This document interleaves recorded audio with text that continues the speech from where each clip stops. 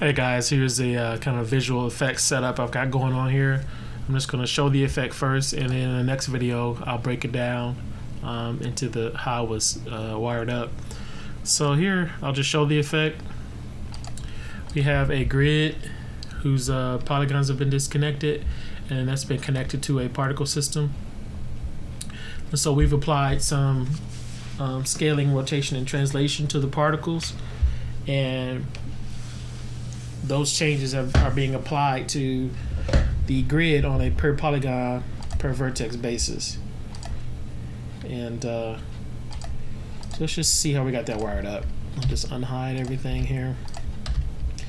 So I got an object who's in this scenario we're mimicking the SRT. So let's look at this.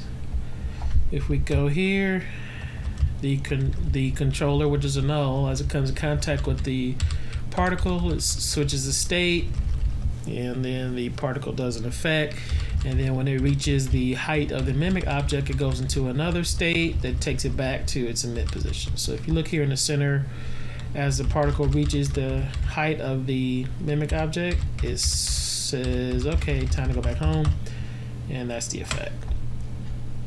So using particle states and the particle systems in general, it just opens up the type of effects you can do. Just, I mean, you could do forces, you could do rigid bodies, you could do fluid, whatever effect you can apply to particles can be projected onto your meshes in Softimage. So that's basically the effect. And I'll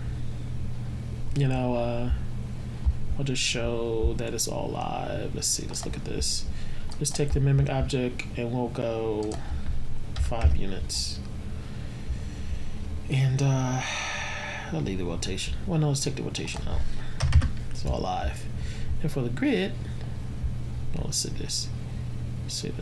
I'll take the grid and chop it up a little bit more. We'll go 2. And I want to check that to 15, bigger pieces. And as you can see, it's all live. Everything's live. No baking, no keyframes. The only thing that's keyframed here is the controllers move it, but you can use any trigger for the effects that you want. You can use weight maps, texture maps.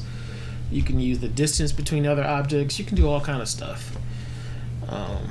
So in the next videos, I'll go into the ice trees that control all this stuff. So that's it.